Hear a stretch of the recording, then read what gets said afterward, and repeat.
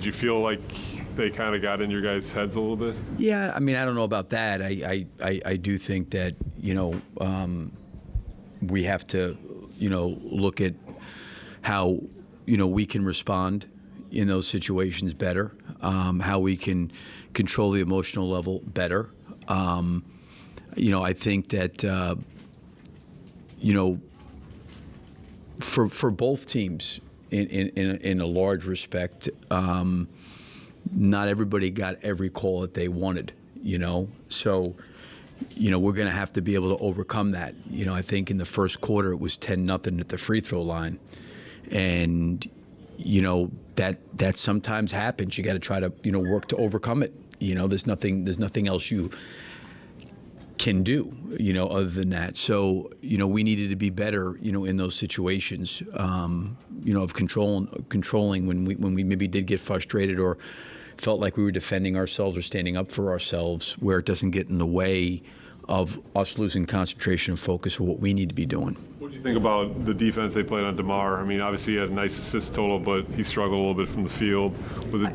I just thought more in the first half a little bit. He was 0 for 6, but I think if you look at DeMar's first half, he's always kind of like is reading the game, filling out the game. I think he's much more interested in getting other guys involved. And then I think once the third quarter came, we got off to a good start to start the third. He was a big part of that.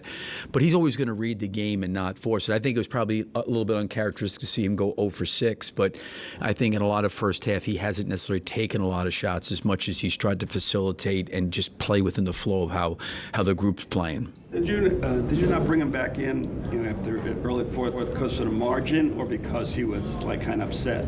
The margin. It was more the margin. He's absorbed a lot of minutes. It was a 26-point game, I think, with 6 or 7 minutes to go. It's obviously a long uphill battle. He's been unbelievable with the amount of minutes he's had to absorb. I know he wanted to be out there. I played him the whole entire third quarter, a couple, possessions into the fourth, then got him out, put him back in, and then that's when that whole thing happened. He played maybe a few more possessions after that, but I just thought it was an opportunity to kind of save him, because certainly at that point in time it was not a game that we were probably going to be able to find a way to win. Have you ever seen Vucevic get kicked out of a game like that? No. Did he say anything?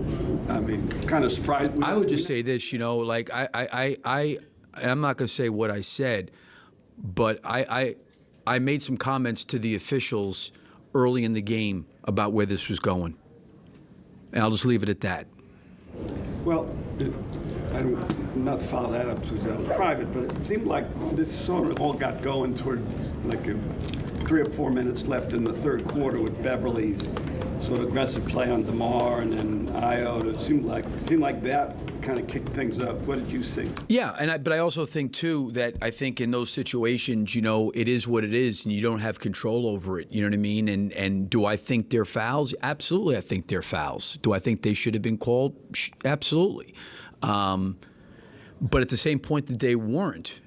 So you've got to find ways to overcome it. And like I said earlier, I'm sure that there's plenty of times for Giannis or Damian Lillard or, Lopez that, they felt like calls were missed, So it's going to happen in the game. You got to be able to control yourself, better than we did in those moments. We talked a little bit before this game about how you guys were going to counter the Bucks' size, and that's obviously just kind of an ongoing quandary for you guys. How did you feel about how that worked tonight? Obviously, Drum and Vooch were struggling with fouls and the ejection. Yeah, I mean, listen, Andre, was so unbelievable last game against Cleveland, and the big lineup had a huge part to us winning, against Cleveland.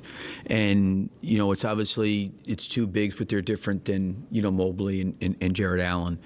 I thought that, we were just okay with that group, but I can't sit there and say that we had like maybe a lot of groups that were great for the game. But certainly with the way those guys have played together, you want to give them every opportunity to go out there and play. And, I thought we had a chance maybe to be a little bit better in the second half.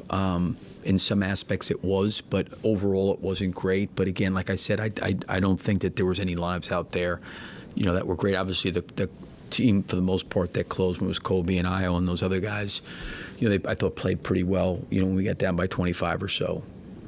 Thanks, Coach. Okay, thank you.